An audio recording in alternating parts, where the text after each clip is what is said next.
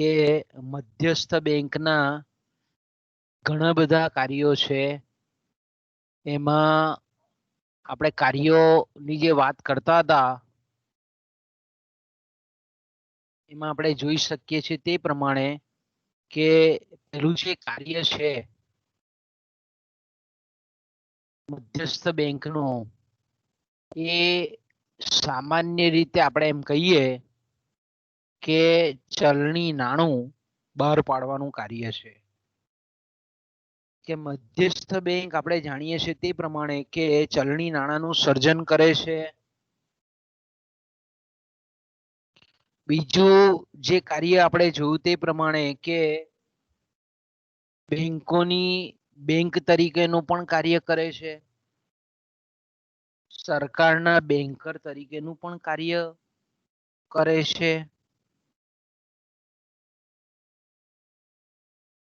એ જ રીતે આપણે પણ જોયું કે વિદેશી જે હુંડિયામણ છે એની અસ્કયામત જે છે વિદેશી હુંડિયામણની, એના સંરક્ષક તરીકેનું પણ કાર્ય એ મધ્યસ્થ બેંક કરે છે.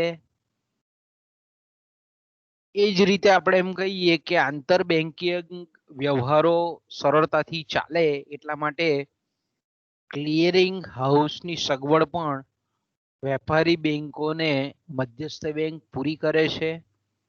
એક જગ્યાએથી એક બેંકના ખાતામાંથી બીજા બેંકના ખાતામાં નાણાંની હેરફેરનું કાર્ય પણ મધ્યસ્થ બેંક કરે છે. એ જ રીતે અર્થતંત્રમાં નાણાંના પુરવઠાનું કાર્યદક્ષ રીતે સંચાલન થાય એના માટે શાખ નિયામક તરીકેનું કાર્ય, શાખ નિયંત્રણ તરીકેનું કાર્ય પણ એ મધ્યસ્થ બેંકનું છે. તો આપણે જાણીએ છીએ તે પ્રમાણે કે મધ્યસ્થ બેંકના ઘણા બધા કાર્યો છે. ઓકે, પણ આપણે જાણીએ છીએ તે પ્રમાણે કે એનું જે સૌથી અગત્યનું જે કાર્ય છે મધ્યસ્થ બેંકનું, એ જે છે તે છે શાખ નિયામક તરીકેનું કાર્ય. તો આવા સંજોગોમાં આપણે એમ કહીએ કે ગઈકાલે આપણે થોડી ચર્ચા પણ એની કરેલી હતી અને એમાં શાખ નિયંત્રણના જે કાર્યો છે એના જે હેતુઓ છે એમાં પહેલો હેતુ આપણે જોયેલો હતો સોના અનામતોનું રક્ષણ કરવું. બીજું આપણે કાર્ય એનો જે હેતુ છે એ છે ભાવ સપાટીની સ્થિરતા જાળવવી. ત્રીજો જે હેતુ છે તે છે વિદેશી હુંડિયામણનો દર એટલે કે વિનિમય દરની સ્થિરતા જાળવવી. અને અર્થતંત્રમાં જે તેજી અને મંદીની જે ઘટમાળ છે એટલે કે વેપાર ચક્રને અટકાવી અને આવક અને રોજગારીની સપાટીને મહત્તમ કક્ષાએ લઈ જવી. તો આ જે હેતુ છે એ આપણે શાખ નિયંત્રણના હેતુ છે. અને શાખ નિયંત્રણ એટલે આપણે જાણીએ છીએ તે પ્રમાણે કે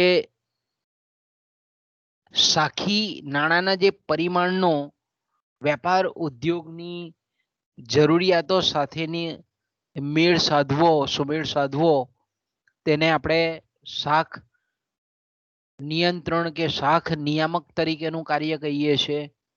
શાખ નિયંત્રણ એટલે શાખી નાણાંના પરિમાણનો વેપાર ઉદ્યોગ, ખેતી, વાણિજ્ય વગેરેની જે કંઈ પણ નાણાંની જરૂરિયાતો છે એની સાથે મેળ સુમેળ સાધવો એને આપણે શાખ નિયંત્રણ કહીએ છીએ. જો પરીક્ષામાં તમને પૂછાય કન્ફ્યુઝન તમને ક્યારે થાય કે તમને જ્યારે ટૂંકા પ્રશ્નમાં એવું પૂછવામાં આવે શાખ સર્જન કોને કહેવાય, તો ટૂંકમાં તમે એવું લખી શકો કે ધિરાણની વિસ્તૃતીકરણની જે પ્રક્રિયા છે તેને આપણે શાખ સર્જન કહીએ છીએ. શાખ નિયંત્રણ એટલે હું તો કે બેંક નાણાં, શાખી નાણાં, વ્યુત્પન્ન નાણાંના પરિમાણનો વેપાર ઉદ્યોગ, વાણિજ્ય, ખેતીની જરૂરિયાતો સાથેનો મેળ સાધવો તેને આપણે શાખ નિયંત્રણ કહીએ છીએ. અને શાખ નિયંત્રણની જે મધ્યસ્થ બેંક દ્વારા અપનાવાતી જે પદ્ધતિઓ છે એ બે પદ્ધતિઓ છે, એના બે સાધનો છે. પહેલું સાધન આપણે ગઈકાલે જોઈ ગયા તે પ્રમાણે પરિમાણાત્મક શાખ નિયંત્રણ, કે જેમાં ખાસ કરીને જેને આપણે સામાન્ય શાખ નિયામકના સાધન તરીકે પણ ઓળખીએ છીએ, કે અર્થતંત્રમાં જે નાણાંનો કુલ પુરવઠો છે તેને સીધી રીતે અસર કરે છે. પરિમાણાત્મક શાખ નિયંત્રણના જે પગલાઓ છે તે સાધન છે તે. જ્યારે બીજા જે સાધનો છે તેને આપણે ગુણાત્મક શાખ નિયંત્રણના સાધનો કહીએ છીએ, કે જે જરૂરિયાતવાળા ક્ષેત્રને સાખી નાણાંનો પુરવઠો પૂરું પાડવાનું કામ કરે છે, અને જ્યાં સટ્ટાકીય પ્રવૃત્તિ થાય છે એને સંકોચન કરવાનું એ શાખ ગુણાત્મક શાખ નિયંત્રણના જે સાધનો છે તેના દ્વારા મધ્યસ્થ બેંક એ ક્ષેત્રમાં કે જ્યાં શાખ સંકોચનની આવશ્યકતા છે. તો ગઈકાલે આપણે પરિમાણાત્મક શાખ નિયંત્રણના પગલામાં પહેલું પગલાની આપણે ચર્ચા કરતા હતા, અને ત્યાર પછી આપણે અટકેલા હતા થોડુંક ચર્ચા કરીને, કે મધ્યસ્થ બેંક શાખ નિયંત્રણના જે સાધનોનો ઉપયોગ કરે છે અથવા તો શાખ નિયંત્રણની જે પદ્ધતિઓ છે એમાં જે પહેલી પદ્ધતિ છે તેને આપણે કહીએ છીએ બેંક દરની નીતિ, એને ઇંગ્લિશમાં આપણે કહીએ છીએ બેંક રેટ પોલિસી. તો આપણે જાણીએ છીએ તે પ્રમાણે કે મધ્યસ્થ બેંક જે દરે વેપારી બેંકોના પ્રથમ પંક્તિના વિનિમય પત્રો અથવા માન્ય કરેલી જામીનગીરીઓ વટાવી આપી ધિરાણ કરે છે તે દરને બેંક દર કહેવામાં આવે છે. બેંક દર એટલે આપણે જાણીએ છીએ તે પ્રમાણે કે મધ્યસ્થ બેંકનો એવો લઘુત્તમ કે ન્યૂનતમ દર કે જે દરે માન્ય કરેલા વિનિમય પત્રોને વટાવી આપવામાં આવે છે. ગઈકાલે આપણે ચર્ચા કરી ગયા. બીજું આપણે જાણીએ છીએ તે પ્રમાણે કે મધ્યસ્થ બેંક જ્યારે બેંક દરમાં ફેરફાર કરે તો એની બજાર દર અને વ્યાજના દર ઉપર અસર પડે છે. તો આપણને બજાર દરનો પણ અર્થ ખબર છે કે જે દરે નાણાં બજારમાં નાણાકીય સંસ્થાઓ માન્ય કરેલા જે પ્રથમ કક્ષાના વિનિમય પત્રોને વટાવી આપે છે તે દરને આપણે બજાર દર કહીએ છીએ. ગઈકાલે આપણે ચર્ચા કરેલી છે કે નાણાં બજારની જે સંસ્થાઓ છે તે પ્રથમ પંક્તિના જે વિનિમય પત્રો છે, માન્ય જામીનગીરીઓ છે, એને જે દરે વટાવી આપે છે તે દરને આપણે બજાર દર કહીએ છીએ. જ્યારે ગ્રાહકો જ્યારે વેપારી બેંક પાસેથી ધિરાણ મેળવે છે અને એના પર જે વેપારી બેંકો વ્યાજ આકારે છે એ દરને આપણે વ્યાજ દર કહીએ છીએ. આ બધા અલગ અલગ જે દરો છે તેની તમારે વ્યાખ્યા યાદ રાખવાની છે. પરીક્ષામાં આપણને પૂછાય. આ પરીક્ષામાં યુનિવર્સિટીની પરીક્ષામાં ના પૂછાય તો બી કોમ્પિટિટિવ એક્ઝામમાં પૂછાય, તમે જ્યારે કોઈ પણ પરીક્ષા આપતા હોય ત્યારે. તો આપણે જાણીએ છીએ તે પ્રમાણે કે બેંક દરમાં વધારો કે ઘટાડો કરવામાં આવે તો બજાર દર અને વ્યાજ દર પર એની ચોક્કસ પ્રકારની અસર થતી જોવા મળે છે. અને મેં કીધું તેમ કે અર્થતંત્રમાં જો મધ્યસ્થ બેંક, કારણ કે આપણે ફિશરનો સિદ્ધાંત ભણી ગયા છે આગળ, નાણાં પરિમાણનો સિદ્ધાંત, કે અર્થતંત્રમાં જો નાણાંનો પુરવઠો અવિરત રીતે વધતો હોય તો ભાવ સપાટી સાથે એનો સીધો સંબંધ છે. કે નાણાંનું પરિમાણ વધે એટલે ભાવો વધે, અને ભાવો વધે એટલે નાણાંની ખરીદ શક્તિ, નાણાંનું મૂલ્ય ઘટે.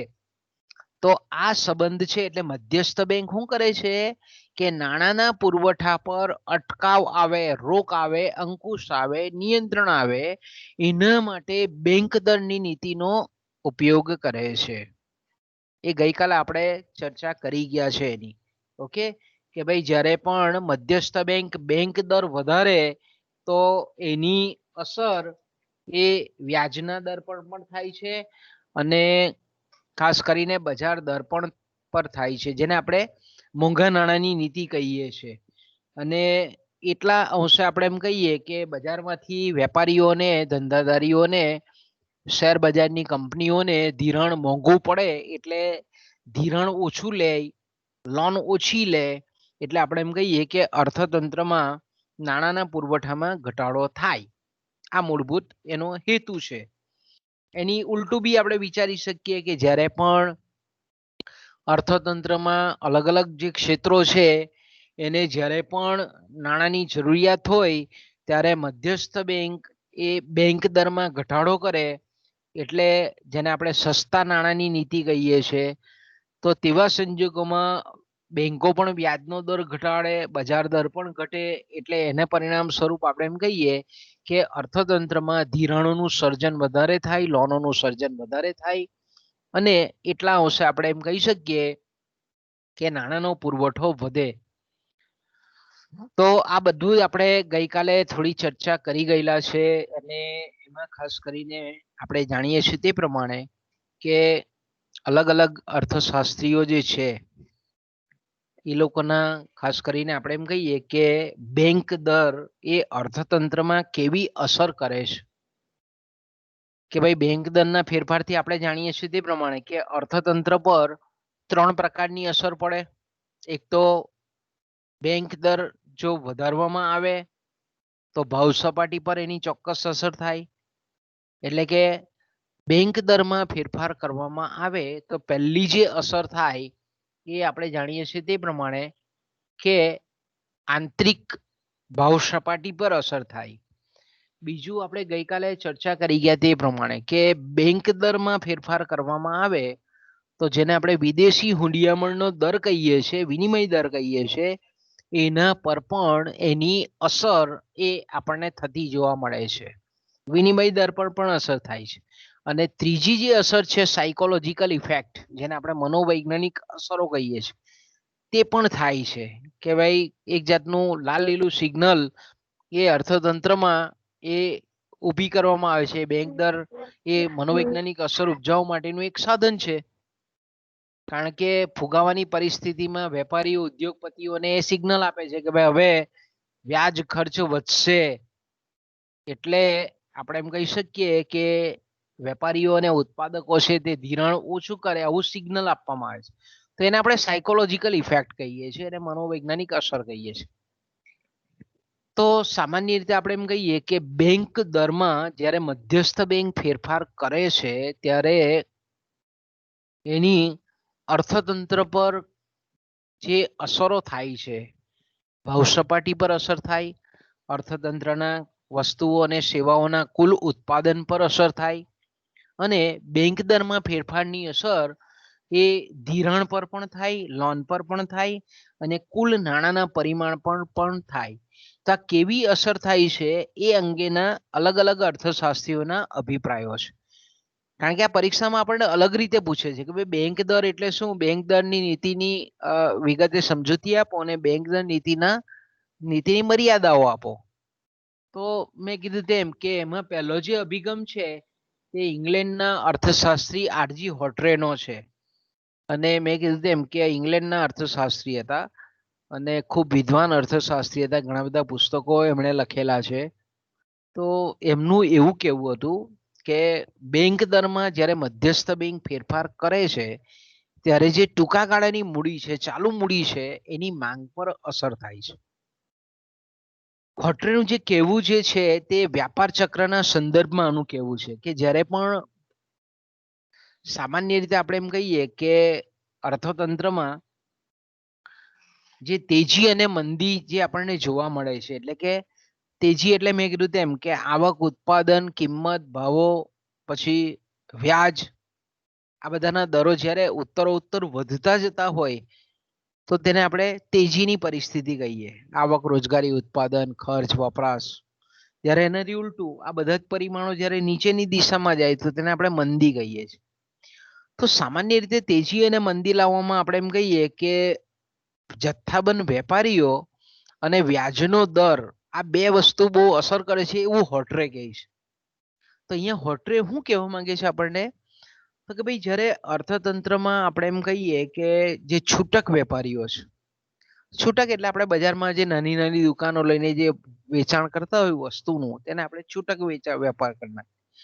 જથ્થાબંધ વેપારીઓ એટલે કે જે આપણને કહીએ કે છૂટકમાં માલ નહીં આપે. આપણે લેવા જઈએ તો દાખલા કે કાપડનો જથ્થાબંધ વેપારી એટલે 1 મીટર કાપડ નહીં આપે આપણને, એ આખો ટાંકો જ આપે. જથ્થાબંધ વેપારી હોય તો આપણને 1 કિલો ઘઉં નહીં આપે, એ સામટા 10 ગુણ તમે 100 કિલો લો તો જ આપે.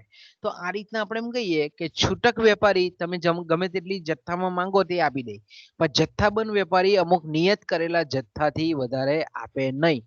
એવા જે વેપારીઓ છે છૂટક અને જથ્થાબંધ વેપારીઓ, એ હંમેશા શું કરતા હોય છે, પોતાના પૈસેથી એ ધંધો નહીં કરે, એ બેંક પાસેથી ધિરાણ લઈ અને પછી એ ધંધો કરતા હોય.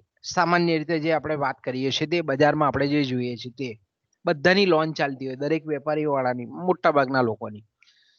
તો આવા જે છૂટક અને જથ્થાબંધ વેપારીઓ છે એ સામાન્ય રીતે આપણે એમ કહીએ કે બેંકો પાસેથી ટૂંકા ગાળાની મૂડી મેળવીને ચીજ વસ્તુઓ અને સેવાઓ, ચીજ વસ્તુઓનો સંગ્રહ એ પોતાના ગોડાઉનમાં કરે છે. એટલે શું કહે છે કે આવા વેપારીઓ જે છે તેનું વલણ કેવું હોય છે, તો કે ભાઈ બેંકમાંથી એ ધિરાણ લે ટૂંકા ગાળાનું, અને પછી શું કરે છે, ચીજ વસ્તુઓનો સંગ્રહ કરે, અને પછી એ જેમ જેમ બજારમાં ભાવ વધતા જાય તેમ તેમ એ ધીરે ધીરે ધીરે ધીરે વસ્તુ વેચતા જાય અને એ રીતે નફાની કમાણી કરે. તો અહીંયા આપણને હોટરે એવું સમજાવવા માંગે છે કે જ્યારે બેંક દરમાં મધ્યસ્થ બેંક દ્વારા વધારો કરવામાં આવે તો હવે શું થાય, બેંક દર વધે એટલે મેં કીધું કે બેંકો વ્યાજનો દર પણ વધારે છે. કારણ કે બેંક દર એટલે આપણે જાણીએ છીએ તે પ્રમાણે કે વેપારી બેંકોના જે પ્રથમ પંક્તિના વિનિમય પત્રો છે એ જે દરે મધ્યસ્થ બેંક પાસે વટાવે છે એને આપણે વટાવ દર કે બેંક દર કહીએ છીએ. તો મધ્યસ્થ બેંક જો વટાવ દર વધારતી હોય, બેંક દર જો વધારતી હોય, તો હવે બેંકોને આપણે એમ કહીએ કે બેંક દર વધારે જ ચૂકવવો પડે છે. તો બેંક એ નફો કરતી સંસ્થા છે, એટલે બેંક શું કરે છે, એ ખોટ નહીં કરે. બેંક ગ્રાહકો છે એના, આપણે કહીએ કે બેંક પાસેથી લોન લેનાર વ્યક્તિઓ છે એના પર જે વ્યાજ હોય એ વ્યાજનો દર વધારી કાઢે. તો બેંક દર મધ્યસ્થ બેંક વધારે છે, પણ વેપારી બેંકો શું કરે છે કે એના જે લોન લેનાર વ્યક્તિઓ છે એનો વ્યાજનો દર વધારે છે. હવે વ્યાજનો દર વધારે છે એટલે વેપારીઓ કેવા છે, વેપારીઓ બી બહુ નફો, કારણ કે એ પોતાનો ધંધો કરતા હોય તો નફાને ધ્યાનમાં લઈને જ ધંધો કરતા હોય. લોકો બી, એ લોકો કઈ સેવા કરવા બેઠેલા હોતા નથી બજારમાં. એ લોકો પણ આપણે એમ કહીએ કે નફા કરવાનો ઉદ્દેશ હોય, શુદ્ધ હેતુ એ લોકોનો એ હોય. તો તે લોકો બી શું કરે કે ભાઈ હવે વ્યાજ ખર્ચ વધ્યો, એટલે વ્યાજ વધ્યું એટલે હવે આપણે એમ કહીએ કે ધિરાણ લઈ અને વેપારીઓ જે ઉત્પાદકો પાસેથી જે માલ માંગતા હતા તે ઘટાડે, કારણ કે હવે વ્યાજ હારું વધે છે, ખર્ચ વધે છે, વ્યાજ વધારે ચૂકવવું પડે છે. એટલે આપણે એમ કહીએ કે વસ્તુઓ પોતાના જે ગોડાઉનમાં પહેલા દર હોય, બેંક દર હોય, તો તેવા સંજોગોમાં એ વધારે સ્ટોક કરી રાખતા હોય. પણ જેવો વ્યાજનો દર વધે એ લોકો શું કરે છે, પોતાનો વસ્તુ સંગ્રહવાનો ખર્ચ વધતા વસ્તુનો સંગ્રહ ઓછો કરે છે. તો હવે આપણે એમ કહીએ કે વસ્તુઓનો સંગ્રહ ઓછો કરે તો હવે ઉત્પાદકો શું કરે, જો ઉત્પાદકો આપણે એમ કહીએ એની સામે ઉત્પાદકો પાછા જુદા છે. ઉત્પાદકો એટલે કેવા, તો કે કારખાનાના માલિકો બધા કે જે વસ્તુનું ઉત્પાદન કરે છે. વેપારીઓ શું કરે છે, ઉત્પાદકે તૈયાર કરેલી વસ્તુને વેચે છે, વેપાર કરે છે, અને પેલું ઉત્પાદન કરે છે. બંને વચ્ચેનો અર્થશાસ્ત્રના વિદ્યાર્થી તરીકે આપણને બેનો વચ્ચેનો ભેદ ખબર હોવો જોઈએ. ઉત્પાદક એટલે જે કારખાનું નાખી કાચા માલમાંથી તૈયાર માલમાં રૂપાંતર કરે છે તેને આપણે ઉત્પાદક કહીએ છીએ, એને આપણે મેન્યુફેક્ચર કહીએ છીએ. જ્યારે વેપારી એટલે એને આપણે ટ્રેડર્સ કહીએ છીએ. પેલાને આપણે મેન્યુફેક્ચરર કહીએ છીએ અને આપણે ટ્રેડર્સ કહીએ છીએ. એટલે વેપાર કરે છે, તૈયાર વસ્તુ જે ઉત્પાદકોએ ઉદ્યોગોએ તૈયાર કરેલી છે એને વેચવાનું કામ કરે છે માત્ર, એને આપણે વેપારીઓ કહીએ છીએ. તો આપણે એમ કહી શકીએ કે આ જે વેપારીઓ છે તે હવે સ્વાભાવિક છે કે બેંક દર વધે છે, વ્યાજનો દર વધે છે, અને જો ઉત્પાદકો આપણે એમ કહીએ કે ચીજ વસ્તુઓના ભાવ ઘટાડે નહીં અને આપણે એમ કહીએ કે ભાવો યથાવત રહેવા દે તો છૂટક ને જથ્થાબંધ વેપારીઓ શું કરતા હતા કે પહેલા વ્યાજનો દર બેંક દર નીચો હતો એટલે એ લોકો થોડું ઘણું વ્યાજ ઉઠાવીને પોતાના ગોડાઉનમાં વધારે માલનો સંગ્રહ કરતા હતા. હવે આપણે એમ કહીએ કે બેંક દર વધ્યો, વ્યાજ દર વધ્યો, વ્યાજનું ખર્ચ વધ્યું, એટલે આપણે જે વેપારીઓ છે તે હવે ઓછો માલ સંગ્રહે. હવે ઓછો માલ સંગ્રહે એટલે શું થાય? હવે માલ સંગ્રહ એનો મતલબ શું થાય કે ભાઈ એ લોકો ઉત્પાદક પાસેથી ચીજ વસ્તુઓ વેચવા માટે એની માંગ કરે છે. તો હવે વ્યાજ ખર્ચ વધ્યો બેંક દર વધવાને લીધે, તો હવે ઉત્પાદકો પાસે એ માંગ ઓછી કરે, કારણ કે સ્ટોક કરવાનો મતલબ નહીં, કારણ કે સ્ટોક કરે તો વધારે પૈસા એને ચૂકવવો પડે, વ્યાજ ખર્ચ વધારે ચૂકવવો પડે. એટલે આપણે એમ કહીએ કે જથ્થાબંધ વેપારીઓ અને છૂટક વેપારીઓ ઉત્પાદકો પાસે જે ચીજ વસ્તુઓ પહેલા જે લેતા હતા, ઓર્ડરો આપતા હતા, તે હવે બંધ કરી દે, ઓછા કરી દે. કરતા હોય તો બી ઓછા કરે. કે પહેલા 10 એકમ માંગતા હતા તો હવે 2 એકમથી કામ ચલાવી લે. કે ભાઈ હવે જ્યારે વ્યાજ ખર્ચ ઘટે, વ્યાજનો દર, બેંક દર ઘટે, ત્યારે આપણે ફરીથી પાછો આપણે વધારે સ્ટોક કરી લઈશું. પણ અત્યારે શું કરે? બેંક દર વધેલો છે, વ્યાજનો દર વધેલો છે, એટલે ચીજ વસ્તુઓનું માંગ ઘટાડે વેપારી પાસે ઉત્પાદકો પાસે માંગ ઘટાડે વેપારીઓ. એટલે ઉત્પાદકો શું કરે? ઉત્પાદન ઘટાડે, કારણ કે હવે માંગ જ નથી પહેલા જેવી. તો તેવા સંજોગોમાં ઉત્પાદન ઘટાડે છે. એટલે ઉત્પાદનના સાધનોને કામે નથી લાગતા. કારણ કે ઉત્પાદકો છે તે જમીન છે, મૂડી છે, શ્રમ છે, નિયોજન શક્તિ છે, આ બધાને કામ આપે છે. પણ જો ઉત્પાદનનું વેચાણ જ નહીં થતું હોય તો તેવા સંજોગોમાં ઉત્પાદકો હવે શું કરે છે? વેપારીઓની માંગ ઘટવાને લીધે ઉત્પાદન ઘટાડે છે. એટલે ઉત્પાદન ઘટે છે એટલે ઉત્પાદનના સાધનો બેરોજગાર પડે છે. એટલે બેરોજગાર પડે છે એટલે ઉત્પાદનના સાધનોની આવક ઘટે છે. એટલે આવક ઘટે, બજારમાં અસરકારક માંગ ઘટે, ઉત્પાદન ઘટે, રોજગારી ઘટે, ભાવોમાં ઘટાડો થાય અને અર્થતંત્રમાં મંદી આવે છે. તો અર્થતંત્રમાં મંદી આવવાનું કારણ શું છે? તો અહીંયા હોટરે આપણને એવું કહેવા માંગે છે કે જ્યારે પણ મધ્યસ્થ બેંક દરમાં વધારો કરે તો આ રીતે અર્થતંત્રમાં મંદી આવે છે અને આવક, ઉત્પાદન, રોજગારી અને ભાવો એ નીચા જતા જોવા મળે છે. આનાથી ઉલટું પણ વિચારી શકીએ કે હોટરે એવું કહે છે કે મધ્યસ્થ બેંક જ્યારે બેંક દરમાં ઘટાડો કરે તો સ્વાભાવિક છે કે વ્યાજનો દર ઘટે. બેંક દર ઘટે એટલે વ્યાજનો દર ઘટે, અને વ્યાજનો દર ઘટે એટલે વેપારીઓ, જથ્થાબંધ વેપારીઓ અને છૂટક વેપારીઓ શું કરે? વ્યાજનો દર ઘટે એટલે એ લોકો લોન વધારે માંગે બેંકો પાસે, વેપારી બેંકો પાસે ધિરાણની માંગ કરે, અને વેપારી બેંકો ધિરાણ આપી દે ઓછા વ્યાજના દરે, કારણ કે બેંક દર ઘટેલો છે. એટલે તો હવે આપણે એમ કહીએ કે જથ્થાબંધ વેપારીઓ એ બેંક પાસેથી ધિરાણ લે, લોન લે, અને પછી એ વધારે માલ ભરાવે. એટલે માલ ભરાવે એટલે શું કરે? એ લોકો ઉત્પાદકોને ઓર્ડર આપે કે ભાઈ હવે ચાલો આટલા એકમો મોકલો તમે. એટલે ઉત્પાદક શું કરે? ઉત્પાદનના સાધનોને કામે લગાડે. ઉત્પાદનના જે સાધનોને છૂટા કરેલા હતા એ લોકોને પાછા કામે લગાવે. એટલે ઉત્પાદન વધે, આવક વધે, રોજગારી વધે, ભાવ વધે. એનાથી ઉલટી પરિસ્થિતિ આવે અને છેવટે તેજી આવે. તો આપણે એમ કહી શકીએ કે બેંક દરમાં આ રીતે મધ્યસ્થ બેંક જ્યારે પણ અર્થતંત્રમાં મંદી હોય તો મંદીમાંથી તેજીમાં પરિવર્તન કરવા માટે ખાસ કરીને બેંક દરની નીતિનો ઉપયોગ કરે છે. તો આપણે એમ કહી શકીએ કે સામાન્ય રીતે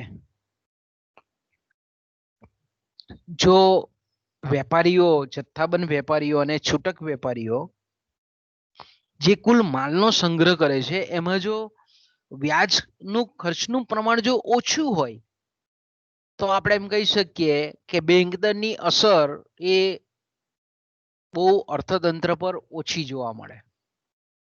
કારણ કે જો આપણે એમ કહી શકીએ કે વેપારીઓ જે માલનો સ્ટોક કરે એમાં વ્યાજ ખર્ચ જ ઓછો હોય તો બેંક દર વધારે કે ઘટાડે, વધારે તો બી વ્યાજનો દર વધે, તો પણ આપણે એમ કહી શકીએ કે જો એની પરવા જો સંચાલકો કરતા નહીં હોય, વેપારીઓ કરતા નહીં હોય, તો આપણે એમ કહી શકીએ કે વ્યાજ વધ્યું હોવા છતાં બી એ લોકો માલનો સ્ટોક વધારે કરે.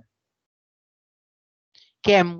કારણ કે જ્યારે આપણે એમ કહીએ કે કુલ સંગ્રહ ખર્ચમાં વ્યાજનો દર અથવા વ્યાજ ખર્ચનું પ્રમાણ એકદમ નજીવું હોય તો તેવા સંજોગોમાં બેંક દરની નીતિ છે તે યોગ્ય નીવડતી નથી. ઓકે, હવે બીજો જે ખ્યાલ છે તે આપણે જાણીએ છીએ તે પ્રમાણે કે જ્હોન મેનાર્ડ કેઇન્સનું મંતવ્ય. કેઇન્સ શું કહે છે? મધ્યસ્થ બેંકની આ જે બેંક દરની નીતિ છે તેના અન્વયે. તો કેઇન્સ આપણે જાણીએ છીએ તે પ્રમાણે કે કેઇન્સના મતે અર્થતંત્રમાં જે મૂડીરોકાણ થાય છે એનો આધાર બે પરિબળો પર છે. પહેલું છે મૂડીની સીમાંત કાર્યક્ષમતા અને બીજું છે વ્યાજનો દર.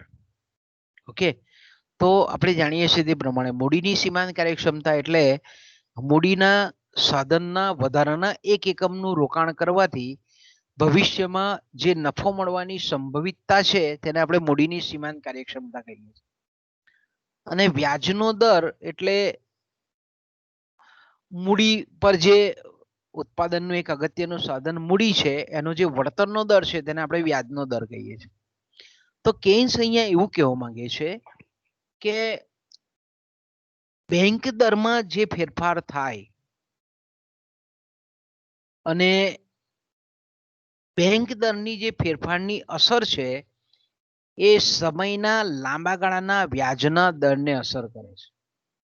જો હોટ્રે અને કેઇન્સ વચ્ચેનો બેઝિકલી તફાવત કયો છે? તો કે હોટ્રે એવું કહે છે કે સમયના ટૂંકા ગાળાની જે મૂડી છે અથવા તો જેને આપણે વર્કિંગ કેપિટલ ચાલુ મૂડી કહીએ છીએ એની માંગ પર એ બેંક દરની અસર થાય છે, વ્યાજ દરની અસર થાય છે. જ્યારે કેઇન્સ એવું કહે છે કે સમયના ટૂંકા ગાળા પર બેંક દરની કે વ્યાજના દરની અસર થતી નથી, પણ સમયના લાંબા ગાળામાં આપણે એમ કહીએ કે કેઇન્સનું કહેવું એવું છે કે જો બેંક દરમાં વધારો કરવામાં આવે તો સમયના લાંબા ગાળામાં વ્યાજનો દર વધે છે. જો બેંક દર ઘટાડવામાં આવે તો સમયના લાંબા ગાળામાં વ્યાજનો દર ઘટે છે. હવે બેંક દરમાં જો વધારો કરવામાં આવે અને લાંબા ગાળાનો વ્યાજનો દર વધે તો શું થાય? વ્યાજ ખર્ચ ઊંચો આવે. વ્યાજ ખર્ચ ઊંચો આવે તો મૂડીરોકાણનું પ્રમાણ ઘટે. એટલે અહીંયા કેઇન્સ આપણને શું કહેવા માંગે છે કે વ્યાજનો દર અને મૂડીરોકાણ આ બે વચ્ચે ઉલટો સંબંધ જોવા મળે છે. વ્યાજનો દર કયો? તો કે ભાઈ સમયના લાંબા ગાળાનો વ્યાજનો દર. સમયના લાંબા ગાળાનો વ્યાજનો દર વધે તો મૂડીરોકાણ ઘટે. ઓકે, એટલે આ રીતે આપણને બતાવે છે. કેઇન્સ શું બતાવે છે આપણને? એ આપણને આ રીતે બતાવવા માંગે છે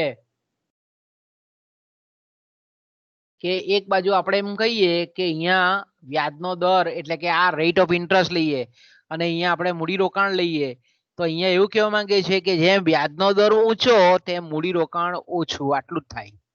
વ્યાજનો દર જો નીચો થાય તો મૂડીરોકાણનું પ્રમાણ એ વધે છે. આ રીતે અહીંયા કેઇન્સ આપણને એવું કહે છે કે વ્યાજનો દર એટલે રેટ ઓફ ઇન્ટરેસ્ટ અને ઇન્વેસ્ટમેન્ટ એટલે મૂડીરોકાણ આ બે વચ્ચે આ રીતે નકારાત્મક ઢાળવાળી રેખા હોય. બંને વચ્ચે કેવો છે? ઉલટો સંબંધ છે. ઓકે, આગળ જઈએ. તો અહીંયા આપણને એવું કહેવા માંગે છે તો સામાન્ય રીતે બેંક દર જો વધે અને તેટલા સંજોગોમાં જો વ્યાજનો દર વધે તો અર્થતંત્રમાં લાંબા ગાળામાં મૂડીરોકાણમાં ઘટાડો થાય અને મૂડીરોકાણ ઘટે તો અર્થતંત્રમાં રાષ્ટ્રીય આવક છે એટલે કે કુલ આવક છે, કુલ ઉત્પાદન છે, કુલ રોજગારી છે અને જે ભાવો છે એમાં ઘટાડો પ્રવર્તતો જોવા મળે છે. એનાથી ઉલટું કે જો બેંક દરમાં ઘટાડો થાય તો સમયના લાંબા ગાળાનો જો વ્યાજનો દર ઘટે તો મૂડીરોકાણમાં વધારો થાય, કારણ કે વ્યાજનો દર ઘટે તો મૂડીરોકાણ વધે. બે ઉલટો સંબંધ છે એ આપણે આગળ ફિગરમાં જોઈ ગયા. તો કે ભાઈ વ્યાજનો દર અને મૂડીરોકાણમાં વધારો થતા વ્યાજનો દર સમયના લાંબા ગાળામાં ઘટે તો અર્થતંત્રમાં જે મૂડીરોકાણ છે, વાસ્તવિક મૂડીરોકાણ છે એમાં વધારો થાય એટલે અર્થતંત્રની રાષ્ટ્રીય આવક વધે, રાષ્ટ્રીય ઉત્પાદન વધે, રાષ્ટ્રીય રોજગારી વધે, અલગ અલગ ચીજ વસ્તુ અને સેવાઓના ભાવોમાં વધારો થાય. તો આ રીતે બેંક દરની અસર સમયના લાંબા ગાળે થાય છે અને સમયના લાંબા ગાળે જે અસર થાય છે એને લીધે અર્થતંત્રમાં આવક, ઉત્પાદન, રોજગારી અને ભાવોમાં ફેરફાર થાય છે એવું આપણને કેન્સ કહે છે. તો આના પરથી કેન્સ આપણને એવું કહે છે કે જ્યારે પણ અર્થતંત્રમાં આવક, ઉત્પાદન, રોજગારી અને ભાવો નીચા હોય તો મધ્યસ્થ બેંકે શું કરવું પડે? તો કે ભાઈ બેંક દરને ઘટાડવો પડે. બેંક દર ઘટે તો મૂડીરોકાણ સ્વાભાવિક છે વધે. તો આપણે એમ કહી શકીએ કે બેંક દરમાં થતો ફેરફાર છે તે સમયના ટૂંકા ગાળામાં અને સમયના લાંબા ગાળા એમ બંને પરિબળ પર લાંબા ગાળાનો જે વ્યાજનો દર છે એના પર અસર કરે છે. તો એ ખાસ તો આપણે કહીએ કે કેન્સ આ જે સમજૂતી આપે છે આપણને એ સામાન્ય રીતે આપણે એમ કહી શકીએ કે જામીનગીરીઓના સંદર્ભમાં આપે છે. કેન્સ અહીંયા આપણને શું સમજાવે છે કે બેંક દર અને બેંક દરની જે વ્યાજ દર પર અસર થાય છે તે. બરાબર. તો અહીંયા આપણને કેન્સ શું સમજાવે છે કે દાખલા તરીકે જ્યારે મધ્યસ્થ બેંક દરમાં વધારો કરે છે ત્યારે, ઓકે,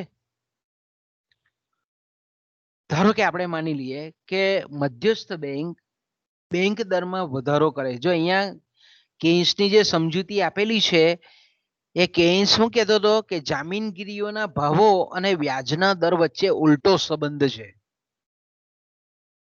ફરી પાછા શબ્દ યાદ રાખજો બરાબર. કેન્સ શું કહે છે કે બજારમાં જે જામીનગીરીઓ છે એ જામીનગીરીઓના જે ભાવો છે તે, ઓકે, જામીનગીરીઓના ભાવો અને વ્યાજના દર વચ્ચે આપણને ઉલટો સંબંધ જોવા મળે છે. ઓકે, ઉલટો સંબંધ જોવા મળે છે એટલે કે શું કહે છે આપણને કે જ્યારે મધ્યસ્થ બેંક દ્વારા બેંક દરમાં વધારો કરવામાં આવે છે ત્યારે ટૂંકા ગાળાના વ્યાજના દરો વધે છે, લાંબા ગાળાના વ્યાજના દરો સ્થિર રહે છે. ટૂંકા ગાળામાં આપણે એમ કહીએ કે વ્યાજનો દર વધે છે એનો મતલબ એવો થાય કે સમયના ટૂંકા ગાળામાં બજારમાં જે માન્ય જામીનગીરીઓ છે એ જામીનગીરીઓના ભાવ નીચા જાય છે.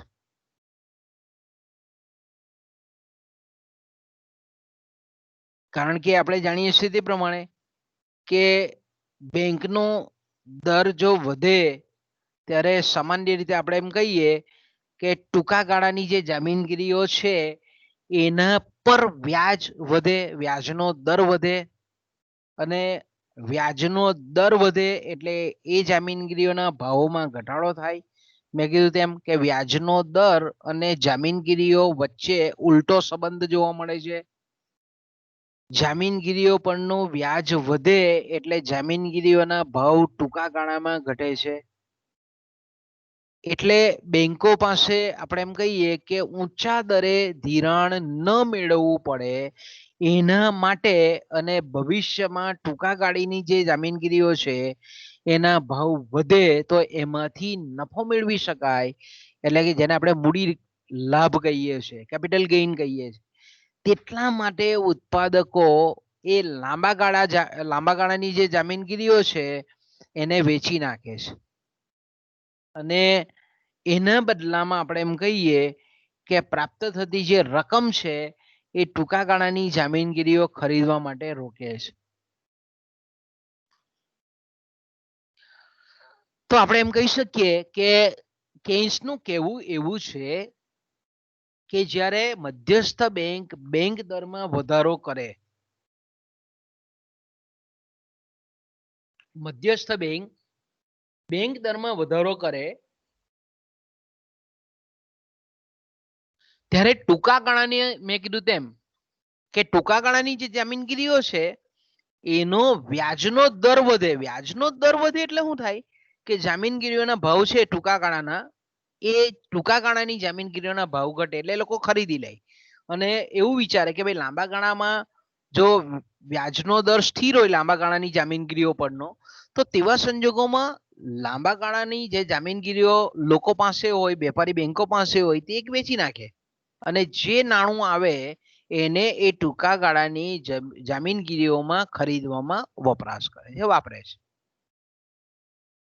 એટલે આપણે એમ કહી શકીએ કે મધ્યસ્થ બેંક જ્યારે બેંક દરમાં વધારો કરે છે ત્યારે કેન્સનું કહેવું એવું છે કે લાંબા ગાળાની જામીનગીરીઓનું વેચાણ વધે છે અને હંમેશા એટલો નિયમ છે કે જે મૂડી બજાર છે, નાણાં બજાર છે, કે જામીનગીરીઓનું વેચાણ થતું હોય તો તેવા સંજોગોમાં આપણે એમ કહીએ કે એ જામીનગીરીઓના ભાવો ઘટે. અને મેં કીધું તેમ કે કેન્સ એવું કહે છે કે જામીનગીરીઓના ભાવો અને વ્યાજના દર વચ્ચે ઉલટો સંબંધ છે.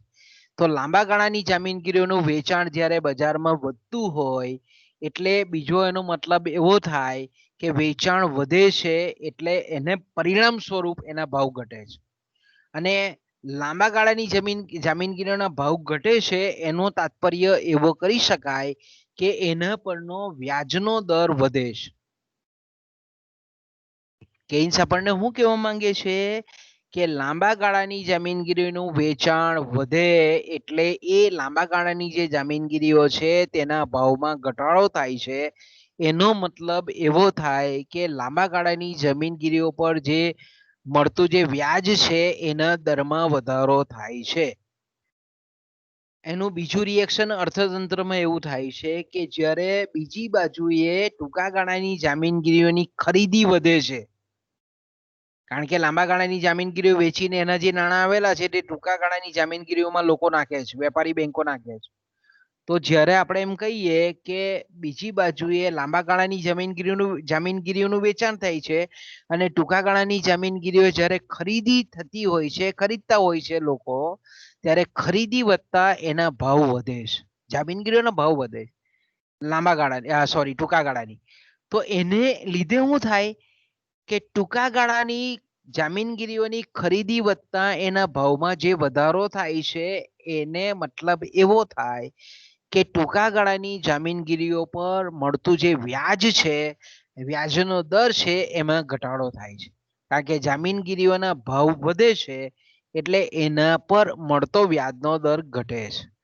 ટૂંકમાં આપણે એમ કહીએ કે મધ્યસ્થ બેંક જ્યારે બેંક દરમાં ફેરફાર કરતું હોય ત્યારે લાંબા ગાળાની જામીનગીરીઓ અને લાંબા ગાળાના વ્યાજના દર પર તો અસર કરે જ છે. એટલે ટૂંકમાં આપણે એમ કહી શકીએ કે લાંબા ગાળાની જે સ્થિર મૂડી છે, સ્થાયી મૂડી છે, એના પર પણ અસર થાય છે. તો હોર્ટ્રી અને કેન્સનો અભિપ્રાય આમ તમે અંદરથી ડીપમાં જુઓ તો લગભગ આપણને સેમ લાગે, પણ એક ટૂંકા ગાળાના પરિપ્રેક્ષ્યમાં વાત કરે છે, બીજો જે છે કેન્સ છે તે લાંબા ગાળાના પરિપ્રેક્ષ્યમાં વાત કરે છે. બંને ઇંગ્લેન્ડના મૂળ. ઓકે, ત્રીજી જે આપણે એમ કહીએ કે ત્રીજો જે અભિપ્રાય છે તે છે રેડક્લિફ કમિટી, બ્રિટનની છે, ઇંગ્લેન્ડની છે. તો એવું કહે છે કે વ્યાજના દરની મૂડીની માંગ પર બહુ ખાસ ઝાઝી અસર થતી નથી, કારણ કે મૂડીની માંગ એ વ્યાજ અનપેક્ષ હોય છે એવું એમનું કહેવું છે. ઓકે, તો આપણે એમ કહી શકીએ કે ખાસ કરીને બેંક દરની જે નીતિ છે એની જે મર્યાદાઓ છે એ મર્યાદાઓ આપણે જોઈએ. તો મેં કીધું તેમ કે પરિમાણાત્મક શાખ નિયંત્રણના મધ્યસ્થ બેંક જે કંઈ પણ પગલાઓ અપનાવે છે અને એને પરિણામ સ્વરૂપ આપણે જાણીએ છીએ તે પ્રમાણે કે મધ્યસ્થ બેંક શાખી જે નાણું છે, બેંકોનું, વેપારી બેંકોનું શાકસર્જિત જે નાણું છે, એમાં બેંક દરની નીતિ દ્વારા ઈચ્છે તેટલો વધારો કે ઘટાડો કરી શકે છે. પણ આપણે જેવું માનીએ છીએ સૈદ્ધાંતિક રીતે એવું વાસ્તવમાં બનતું નથી, કારણ કે આપણે જાણીએ છીએ તે પ્રમાણે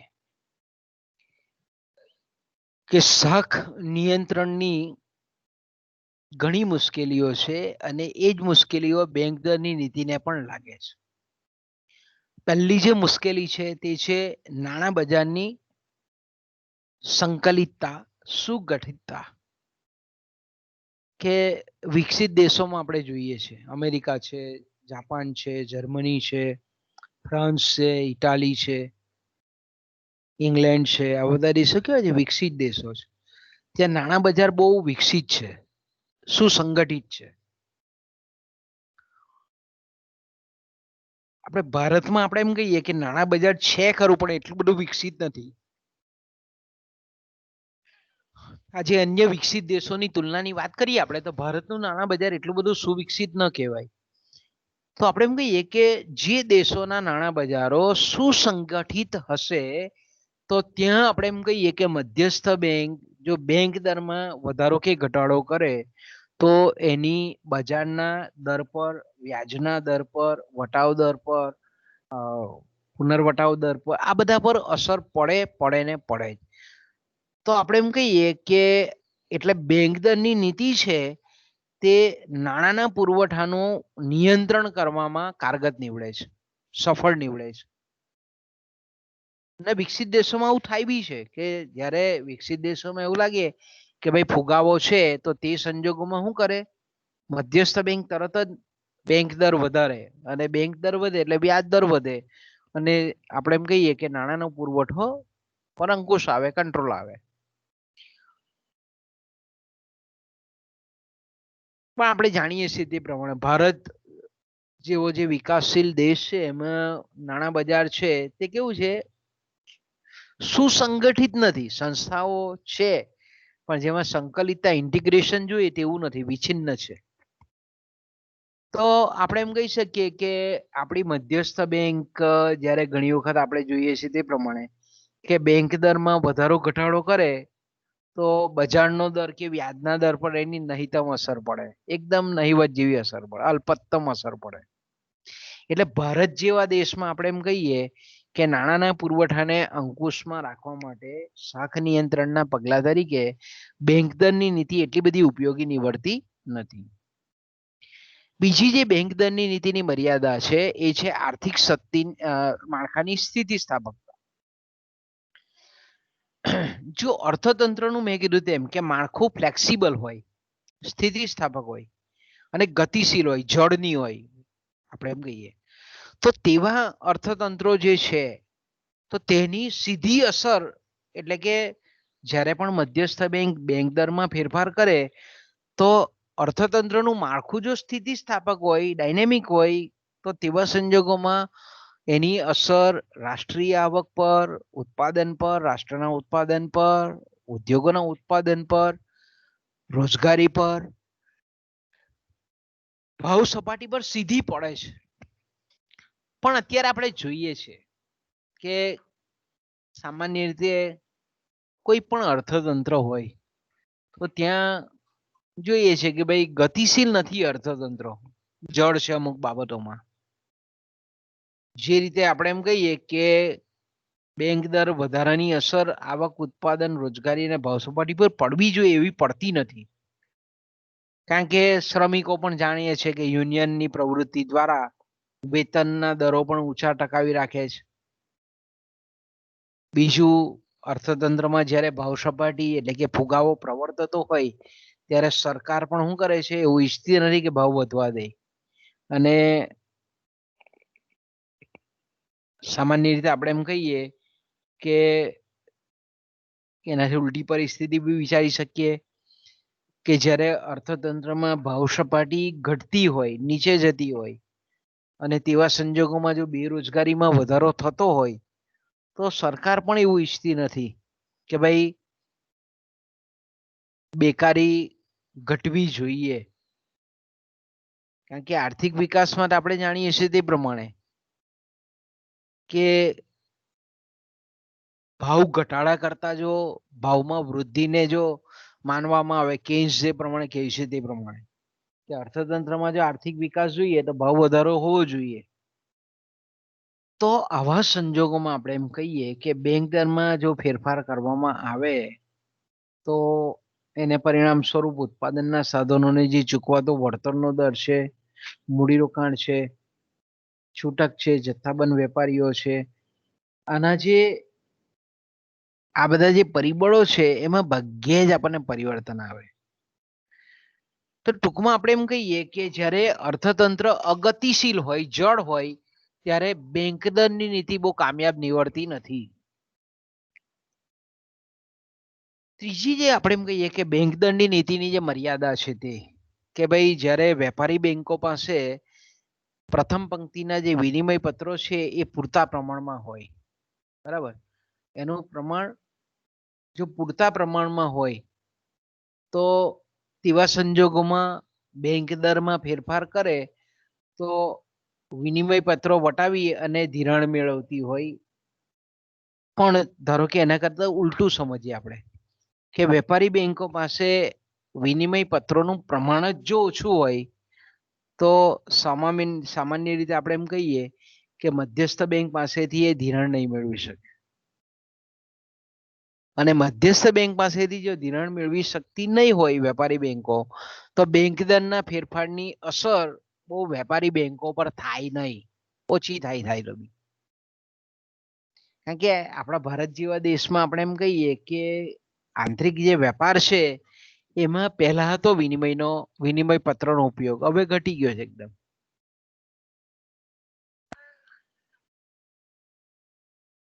અત્યારે આપણે જોઈએ છે કે બેંકોમાં ઓવરડ્રાફ્ટ, ખાસ કરીને વેપારી બેંકોમાંથી વેપારી બેંકો શું કરે છે, ઓવરડ્રાફ્ટની ફેસિલિટી અથવા તો જે સરકારના ટ્રેઝરી બિલ્સ છે એનો ઉપયોગ આપણે વધારથી જોવા મળે છે. એટલે વિનિમય પત્રોનું જે મહત્વ છે પહેલાના સમયમાં હતું તે આધુનિક સમયમાં ઘણું બધું ઘટી ગયું છે. આપણે બહુ ભલે આપણે સૈદ્ધાંતિક રીતે સમજતા હોય પણ વ્યવહારમાં એનો ખૂબ ઓછો ઉપયોગ થાય છે.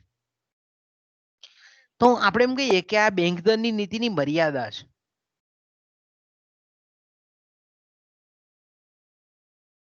બીજું આપણે એમ કહીએ કે વેપારી બેંકો પાસે જો પૂરતી રોકડની ભંડોળ હોય, અનામત ભંડોળ હોય, તો તેવા સંજોગોમાં આપણે એમ કહીએ કે વિનિમય પત્ર વટાવવાની જરૂર જ મધ્યસ્થ બેંક પાસે ઊભી નહીં થાય. તો રોકડ અનામતનું પ્રમાણ જો વેપારી બેંકો પાસે વધારે હોય તો તેવા સંજોગોમાં આપણે એમ કહી શકીએ કે મધ્યસ્થ બેંકે બેંક દર વધારવાનું કે ઘટાડવાનું જે કંઈ પણ પગલું લીધેલું હોય, પણ રોકડ અનામતનું વેપારી બેંકો પાસેનું વધારે પ્રમાણ હોય તો બેંકો ધારે તેટલું શાક સર્જન કરી શકે છે. કારણ કે મધ્યસ્થ બેંક પાસે ધિરાણ લેવાની વેપારી બેંકોને જરૂરિયાત જ નથી ઊભી થતી. કારણ કે એની પાસે રોકડ ભંડોળ એટલું છે કે એણે મધ્યસ્થ બેંક પાસે હાથ લંબાવવાની જરૂર નથી. એટલે આપણે એમ કહી શકીએ કે આવા રોકડ અનામતનું જો વધારે પ્રમાણ હોય તો બેંક દરની નીતિ છે તે બહુ અસરકારક નીવડે નહીં.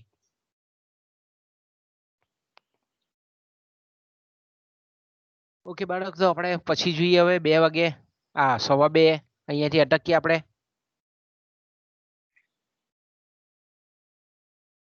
અહીંયા પાછો તમારો પીરિયડ હશે ને આના પછી? અત્યારે છે પીરિયડ?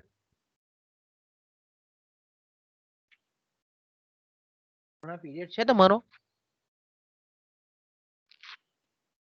આ સિવાય અત્યારે? ના સર. હેતલ છે? સેજલ? ના, નથી. એટલે હિના મેડમ નો નથી હમણાં? ના. અચ્છા. ચાવડા સાહેબ? ના, એમનો પણ નથી. તો આપણે લઈ લઈએ અત્યારે સીધો. બધા બાળકો તૈયાર હોય તો લઈ લઈએ, તો રિસર્ચ પછી ભેગા નહીં થઈએ આપણે. કે કંટાળ્યા છે? પછી લેવો હોય તો પછી લઈએ. સર અત્યારે લઈ લો ને તો ચાલશે. હે? અત્યારે લઈ લો તો ચાલશે. હમણાં જ લઈ લઈએ? હા સર. હા ચાલો, ચાલુ રાખીએ. તો આપણે અત્યારે અટકતા નથી, બરાબર? પછી આપણે રિસર્ચ પછી તો માંડવા રાખીએ, બરાબર? કારણ કે આમ બી સંખ્યા રિસર્ચ પછી બહુ ઓછી રહી છે.